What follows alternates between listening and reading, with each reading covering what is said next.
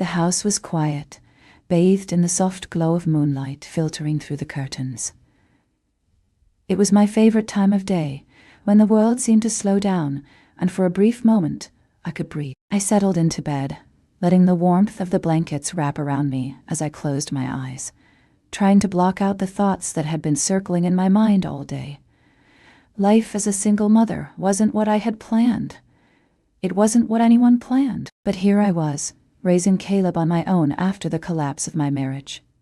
He was my world, the one thing that made all the struggles worthwhile. At 17, Caleb was kind, responsible, and far more grown up than any boy his age should have to be. But there was a heaviness in his eyes lately, a sadness he tried to hide, and I didn't know how to fix it.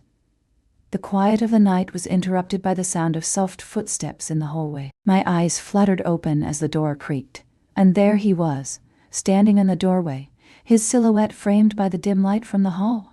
"Caleb," I asked, sitting up slightly. "What's wrong?" He hesitated, his hand gripping the doorframe. "I couldn't sleep," he said finally, his voice low and uncertain. I gestured for him to come in, patting the edge of the bed. "Do you want to talk about it?" He stepped inside, his movements hesitant, and sat down beside me, his shoulders slumped, and I could see the tension in his posture, the weight of something he couldn't say out loud.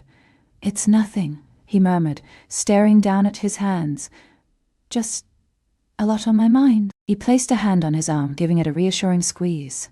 "You can tell me anything, Caleb. You know that, right?" He nodded, but the silence stretched between us. I waited, knowing he needed time to find the words. Finally, he looked up at me, his dark eyes filled with something I couldn't quite place.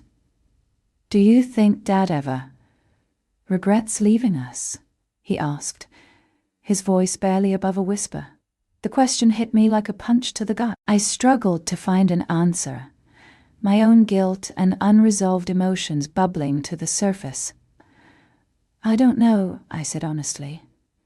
"But I do know that it wasn't your fault." "None of it was." He shook his head, his expression pained. "I just keep thinking, maybe if I'd been better or done something different, he wouldn't have left." "Caleb, stop," I said, my voice firmer now. "Your father's choices were his own. You were just a kid, and you didn't do anything wrong." Tears brimmed in his eyes, and he quickly looked away, trying to hide them. My heart ached as I reached out, pulling him into a hug. He didn't resist, his body sagging against mine as he let out a shaky breath. We stayed like that for a while, the silence punctuated only by the sound of his breathing. I ran my fingers through his hair, the way I used to when he was little, and I felt his tension slowly melt away. "You're a good person, Caleb," I said softly. "Don't ever doubt that." "Thanks, Mom," he whispered, his voice muffled against my shoulder. Eventually he pulled back, his gaze lingering on mine. There was a vulnerability in his eyes that made my chest tighten, and for a moment I wasn't sure what to say. "Do you want to stay here tonight?" I asked, my voice quieter now. He nodded, a small grateful smile tugging at his lips. "If that's okay?" "Of course it's okay," I said, scooting over to make room. "I'll always be here for you, Caleb. Always." He climbed into bed beside me, and I pulled the blanket over both of us. As the quiet of the night settled around us once more, I felt his presence beside me, steady and warm. It should have been comforting, and it was, but there was something else, something I couldn't quite put into words. A shift, subtle but undeniable. I closed my eyes, trying to push the thought away. He was my son, my Caleb, the boy I had raised and loved more than anything. But as I drifted off to sleep, my mind kept circling back to the look in his eyes, the weight of his words, and the unspoken connection that seemed to hang between us. Something had changed, and though I couldn't name it yet, I knew there was no going back. The following days passed in a haze of normalcy, but nothing felt normal anymore. Every time I looked at Caleb, I couldn't shake the memory of that night. His question, the weight in his eyes, the way his head had rested on my shoulder, as if I were the only thing holding him together. It left me unsettled, though I couldn't say why. Or maybe I just didn't want to admit it. Rebecca, my sister, called me one afternoon, her usual chatter filling the line. "How's Caleb doing?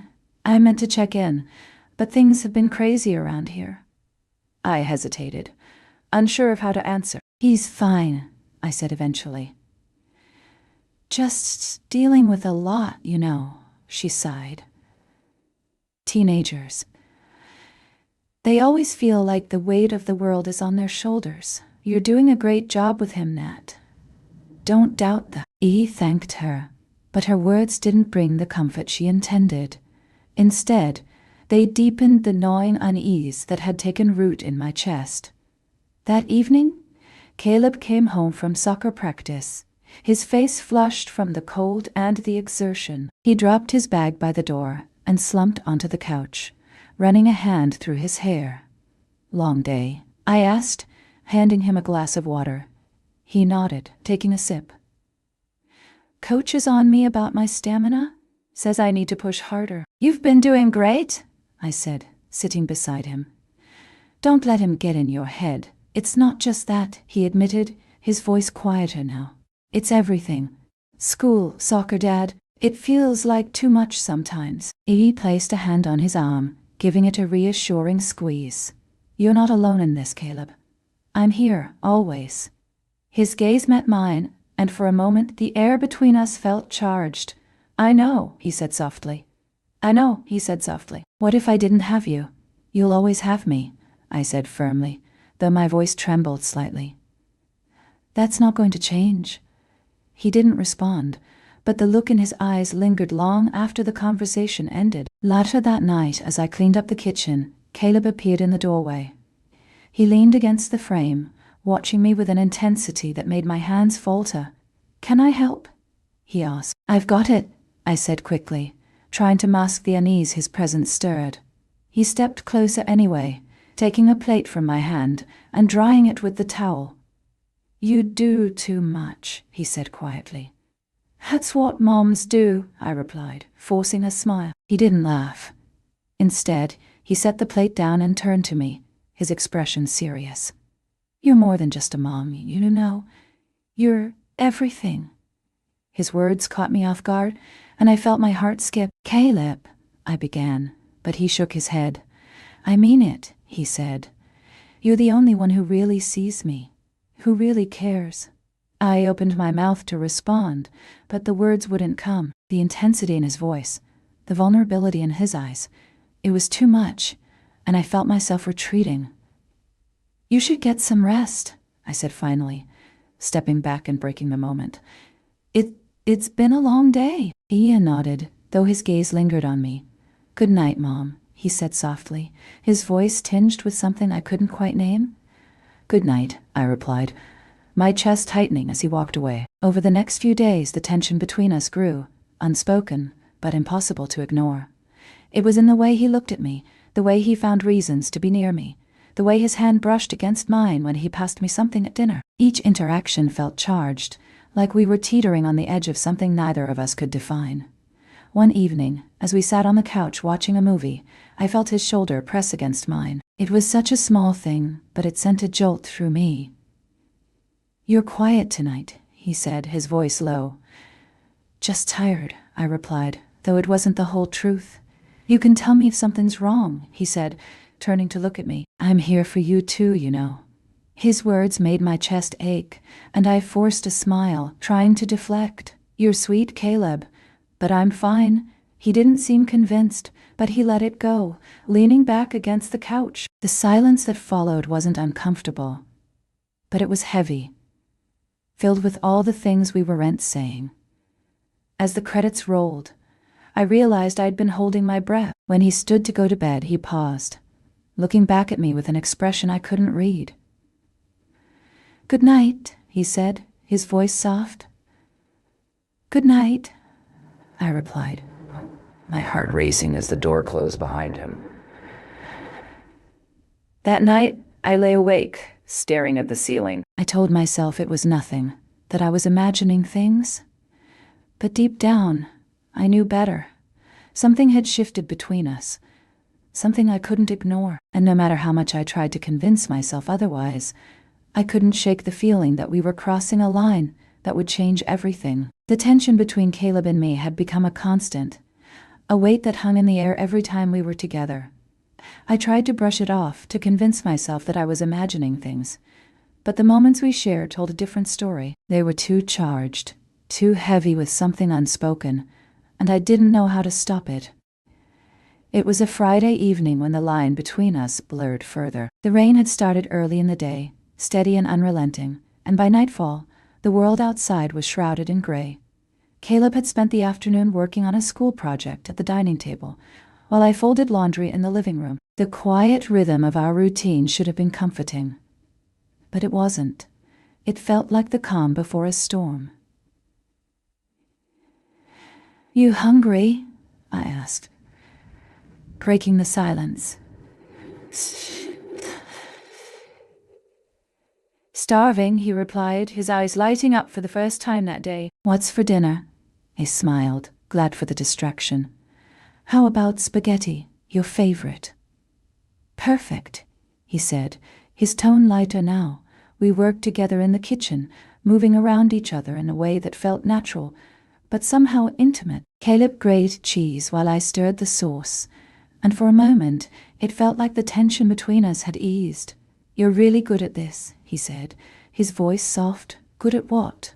I asked, glancing at him. "Everything," he said simply. "Taking care of me, making things feel safe." His words caught me off guard, and I turned back to the stove, hiding the flush I felt rising in my cheeks. "That's what moms are supposed to do," I said lightly. "But it's more than that," he said, stepping closer. "You're more than that." I froze, the weight of his words sinking in. Before I could respond, he reached out, his hand brushing against mine as he took the spoon from me. The touch was brief, but it sent a shiver through me. "Let me help," he said, his voice steady but soft. I stepped back, watching as he stirred the sauce, his movements careful and deliberate. It was such a simple thing, but the moment felt charged, as if something unspoken was passing between us. Dinner passed in a blur of conversation and laughter, the tension from earlier replaced by a warmth that felt almost normal. But as we moved to the living room afterward, the air between us shifted again. We sat on the couch, the rain outside a steady rhythm against the windows. Caleb had picked a movie, some action flick he loved, but I wasn't paying attention. All I could focus on was the way his shoulder brushed against mine, the way his presence seemed to fill the room. "You're quiet again?" he said, glancing at me. "Just tired." I lied, forcing a smile. "You've been saying that a lot lately," he said, his tone teasing but gentle. "Are you okay?" "I'm fine," I said quickly, but the words felt hollow. He reached for the blanket draped over the back of the couch, spreading it across both of us. The gesture was innocent, but the warmth of the fabric and his proximity made my heart race. "You don't have to hide how you're feeling," he said softly. "Not from me." His words made my chest tighten, and I turned to look at him, meeting his gaze. There was something in his eyes, something raw and unguarded, that made it impossible to look away. "Caleb," I began, but he interrupted me. "I know," he said, his voice barely above a whisper. "I know this is complicated, but I also know how I feel, and I think you feel it too." The silence that followed was deafening. I opened my mouth to respond, to say something, anything, that would break the spell, but before I could, he reached for my hand, his fingers brushing against mine. "Caleb," I said, my voice trembling. "We can't. I'm not asking for anything," he said quickly. "I just need you to know. You mean everything to me." His confession hung in the air, and I felt tears prick at the corners of my eyes. "You don't understand what you're saying," I said, though my voice lacked conviction. "I do," he insisted, his gaze unwavering. "And I know this isn't normal, but that doesn't change how I feel." I pulled my hand away, the spell breaking as I stood. "I think we both need some space," I said, my voice firmer now. This isn't right. He nodded, though the hurt in his eyes was unmistakable. Good night, he said quietly, standing to leave the room.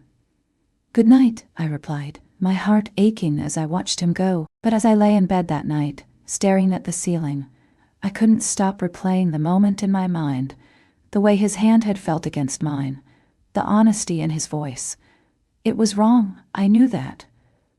But it didn't make the feelings any less real, and no matter how much I tried to convince myself otherwise, I couldn't shake the truth. Something between us had changed, and there was no going back. The days that followed felt like living in two different worlds. On the surface, everything seemed normal. Caleb came home from school, we had dinner, we talked about his day. But beneath the facade, an undercurrent of tension ran through every interaction, unspoken but impossible to ignore. Caleb had always been affectionate, but now his gestures felt different. His lingering touches, the way his eyes followed me when he thought I wasn't looking. And the worst part, I didn't pull away. I didn't stop him. I told myself it was harmless, that it didn't mean anything. But deep down, I knew better. It was a Saturday afternoon when Rebecca, my sister, called. Her voice crackled with the usual energy, asking if Caleb could stay over for the weekend while she caught up on work. I agreed, as I always did, but the weight of what I'd been feeling made me hesitate for a moment too long. You okay? Okay, she asked, her tone curious.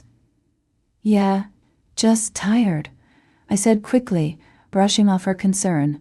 Caleb arrived later that day, his usual easy smile lighting up the room. What's for dinner? He asked, dropping his bag by the door. Chicken and rice, I said, trying to keep my voice steady. Sound good? Perfect, he said, stepping into the kitchen to help me. He moved around the space like he belonged there, his presence both comforting and unnerving. We ate dinner at the table, the conversation light and easy. But as the evening wore on, the tension began to creep back in. After clearing the dishes, we settled onto the couch, a movie playing in the background. Caleb draped the blanket over both of us, his shoulder brushing against mine. You're quiet again, he said, turning to look at me. Just a lot on my mind, I replied, avoiding his gaze. Like what? He pressed, his voice soft but insistent. Nothing you need to worry about, I said, forcing a smile. You don't have to keep everything to yourself, he said, his eyes searching mine. You can talk to me. His words sent a pang through my chest, and I felt the walls I'd built around myself begin to crack. I know, I said, my voice barely above a whisper. But some things are just... he asked, his tone steady but filled with emotion. My breath caught, and I turned to him, my heart pounding in my chest. Caleb, you don't have to say it, he said quickly. I know how you feel. I can see it. He looked away, the weight of his words pressing down on me. This isn't right, I said finally. We can't. But we already have, he interrupted, his voice trembling. And you can tell me it doesn't feel real. The silence between us was deafening. I wanted to deny it, to tell him he was wrong, but the truth was written all over my face. I felt it too. The pull, the connection, the way my heart raced every time he was near. And it terrified me. We have to stop, I said, though my voice lacked conviction. I don't want to stop, he said, his hand reaching for mine. His fingers brushed against mine, tentative but deliberate, and I felt a shiver run through me. I pulled my hand away, standing abruptly.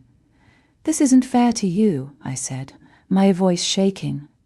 You don't understand what you're doing. I understand more than you think, he said, standing as well. And I know this isn't normal, but it doesn't change how I feel. I turned away, my arms wrapped around myself. You should go to bed, I said, my voice barely audible. Good night, Mom, he said softly, his words filled with an emotion that made my chest ache. The next morning, Caleb was quieter than usual. He helped me make breakfast, his movements careful and deliberate, as if he were trying not to upset the delicate balance we'd found. When Rebecca came to pick him up later that day, He hesitated before leaving, his hand lingering on the doorframe. "Thanks for everything," he said, his voice low. "Always," I replied, my heart heavy as I watched him go. That evening the house felt impossibly quiet. I sat on the couch staring at the blank TV screen, replaying the moments we'd shared. I told myself it was over, that I would draw the line and put an end to whatever this was. But deep down, I knew it wasn't that simple. This had become our new normal, a fragile, dangerous dance on the edge of something we couldn't name. And no matter how much I tried to deny it, I couldn't shake the truth. I didn't want it to stop. It was late one evening, and the rain poured steadily against the windows, creating a rhythm that matched the storm building inside me. Caleb was staying over again. Another last-minute work emergency from Rebecca that left him at my doorstep. I had tried to prepare myself, to set boundaries, but every time I looked at him, those lines blurred until they disappeared entirely. He was sitting at the kitchen table, his dark hair damp from the rain, a mug of hot chocolate cradled in his hands. I watched him from across the room, my chest tightening at the sight of him. He looked older than his 17 years. The weight of his emotions etched into his face. "You've been quiet," I said softly, breaking the silence. "So have you?" he replied, his voice steady but gentle. He set the mug down, his eyes meeting mine. "We need to talk, don't we?" The directness of his words caught me off guard. "Caleb, there's nothing to talk about," I said quickly, though the tremor in my voice betrayed me. "Yes, there is," he insisted, standing and taking a step toward me. "You've been dancing around this for weeks. I know you feel it too." "Feel what?" I asked. Though my heart was pounding, I already knew the answer. "This," he said, gesturing between us. "The way things have changed, the way you look at me, the way I feel when I'm with you. It's real, and you can't pretend it's not." I turned away, gripping the edge of the counter to steady myself. "You don't understand, Caleb. This isn't right." "Why?" he asked, his voice breaking. "Because people wouldn't approve? Because it's not what they expect? I don't care about any of that. I care about you." His words pierced through me, and I felt the tears I'd been holding back start to spill. "It's not that simple," I said, my voice trembling. "There are rules, boundaries we can't cross." "But we already have," he said softly, stepping closer. "And you can tell me it doesn't feel right?" Before I could respond, he reached out, his hand brushing against mine. The warmth of his touch sent a shiver through me, and I felt my resolve slipping. "Caleb, we can't. Please," he whispered, his voice trembling. "Just tell me you don't feel the same, and I'll stop. I'll leave. But if you do, don't push me away." The silence that followed was deafening. I wanted to push him away, to tell him to leave, but the truth was written all over my face. I couldn't lie to him, not when my heart was pounding in my chest, not when the pull between us was so strong it felt impossible to fight. "I don't know what to do," I admitted finally, my voice barely audible. "Let me show you," he said, his hand moving to cup my cheek. His touch was gentle, hesitant, as if giving me a chance to pull away. But I didn't. When his lips met mine, the kiss was soft at first, filled with a tentative longing that made my heart ache. But as the moment deepened, the floodgates opened, and everything we had been holding back came rushing to the surface. His hands moved to my waist, pulling me closer, and I felt myself melt into him. Time seemed to blur as the rain continued to fall outside. Every touch, every whispered word felt like crossing another line, but I couldn't bring myself to stop. I didn't want to. Hours later, we sat on the floor in the dim light of the living room, the fire crackling softly beside us. Caleb reached for my hand, his fingers intertwining with mine, and the weight of what we had done settled over me. "You don't regret this," he said softly, his voice steady. "Do you?" I hesitated, my chest tightening with emotion. "I don't know," I admitted honestly. "But I'm scared of what happens next." "We'll figure it out," he said, his grip on my hand tightening. "Together. The rain had stopped by the time Caleb left the next morning, the world outside washed clean. But inside, the weight of our choices lingered. I stood at the door long after he was gone, my mind a whirlwind of emotions, guilt, fear, and something I couldn't quite name. I didn't know what the future held for us. I didn't know if we could survive the consequences of what we had done. But one thing was certain, nothing would ever be the same. As I turned back to the empty house, the silence pressed down on me. For better or worse, the line between us had been crossed, and there was no going back. The days following that night were heavy, thick with the weight of what had happened. I moved through them like a ghost, unable to focus, unable to think of anything except Caleb and the line we had crossed. Every time the phone rang or someone knocked on the door, my heart leapt, expecting the worst, expecting Rebecca, expecting consequences. But they didn't come, not yet. Caleb texted me the morning after he left. "I can't stop thinking about you. Please tell me you're okay." I stared at the message for what felt like hours, my fingers hovering over the screen. I wanted to respond, to reassure him, but what could I say? That I wasn't okay, that I didn't know how to face the reality of what we'd done. In the end, I typed 2 words, "I'm fine." It was a lie, but it was all I could manage. When Rebecca called later that day, her voice was as bright as ever. "Thanks for taking care of Caleb," she said. "He said he had a good time." I froze, her words hitting me like a slap. "Of course," I said, forcing my voice to sound normal. "He's always welcome here." "You're a lifesaver," she continued, oblivious to the storm raging inside me. "I don't know what I'd do without you." The guilt was suffocating. I ended the call as quickly as I could, her words echoing in my mind. "I don't know what I'd do without you." The next time Caleb came over, the tension between us was palpable. He walked into the house like nothing had changed, but the look in his eyes said otherwise. "Hi," he said, his voice soft. "He," I replied, my stomach twisting in knots. We avoided the subject, both of us dancing around the truth as if ignoring it might make it disappear. But as the evening wore on, it became impossible to avoid. "We need to talk," I said finally, breaking the silence. "Okay," he said, his tone cautious. He sat across from me at the kitchen table, his hands folded in front of him. "What's on your mind?" I hesitated, the words catching in my throat. "Caleb. What happened? It can't happen again." His expression didn't change, but I saw the flicker of hurt in his eyes. "Why not?" he asked, his voice steady. "Because it's wrong. Or because you're scared." "Both," I admitted, my voice trembling. "This isn't normal, Caleb. It's not right. It feels right," he said, his voice firm. "It feels more real than anything I've ever felt before. And I know you feel it too." His honesty broke something inside me, and I felt tears welling in my eyes. "It doesn't matter how we feel," I said, my voice cracking. "What we did, it could destroy everything. Your mother, our family, everything." "You don't care about them," he said, his voice rising. "I care about you." "That's not fair," I said, standing abruptly. "You don't get to decide that. You don't get to make this choice for both of us." He stood too, his expression desperate. "Then tell me you don't feel the same," he said, his voice trembling.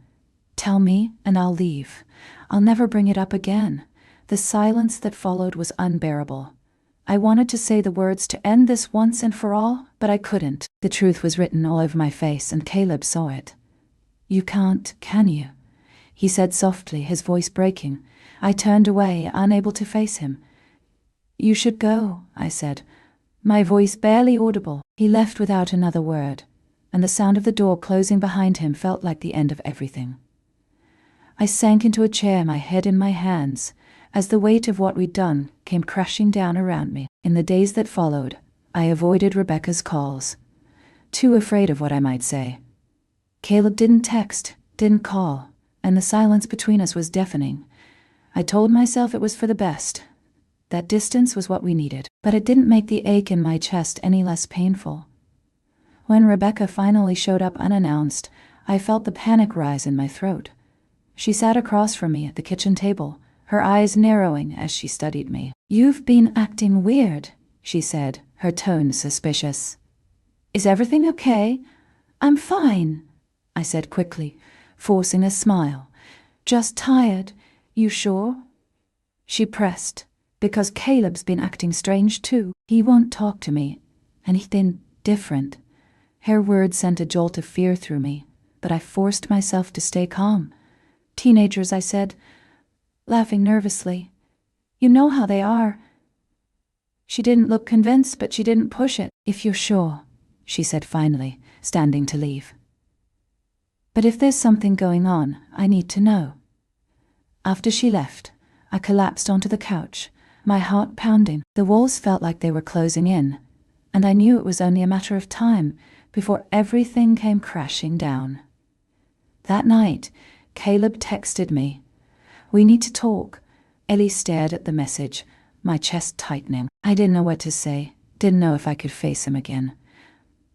But as I sat there, the weight of everything pressing down on me, I realized there was no escaping this. No matter how much I wanted to. The choices we made had consequences, and it was time to face them.